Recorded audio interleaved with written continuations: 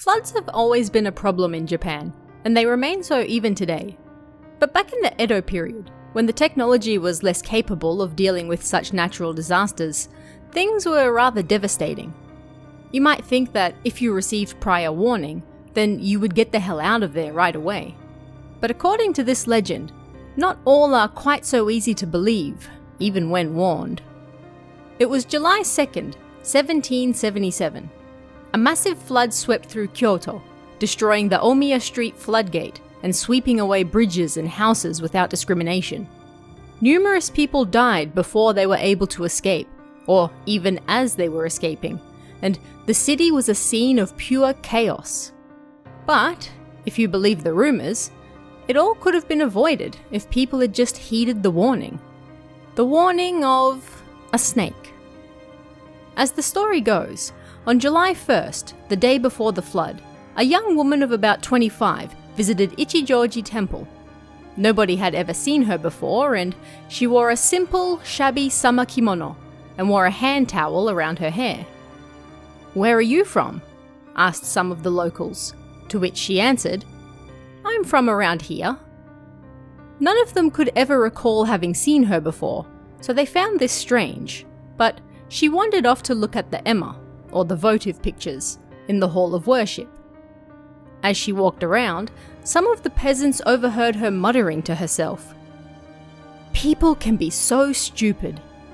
I can understand if people are trying to cure illness, but writing things like, 'fulfill my various wishes,' is proof of their greed."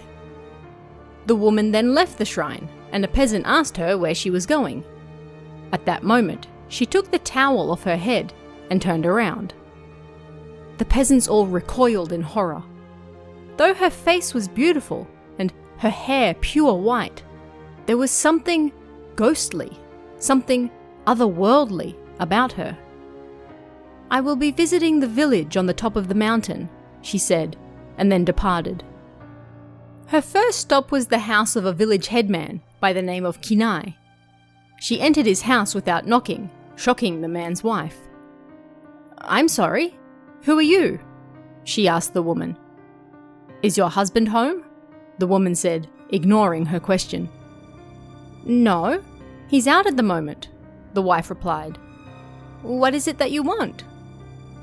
"Well then, let me tell you why I'm here.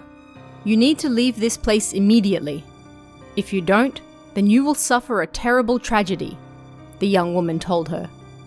She then left and continued on her way further up the mountain. When Kinai returned home and heard the story from his wife, he thought it to be nonsense. Who on earth was this woman, and who was she to tell them that they must leave the village immediately or suffer greatly? He put the thought out of his head almost as soon as he heard it. But then, that night, it started to rain. Not just a little, either. It rained heavily and continued to get worse as the night went on. Water poured down the mountainside, and the streams and rivers all burst, taking the houses in the village with them. The very first house to go was, of course, Kinai's. Rumours soon started to spread that the woman who had come to warn him and his wife of the oncoming flood was actually the large snake they kept at their house that had fled before the waters arrived. The snake had warned them in thanks for all they had done, and yet they didn't listen.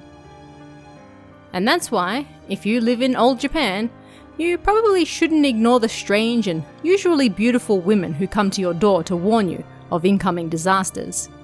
They're usually never wrong. But what do you guys think about this one? Are there any other types of legends that you'd like to hear?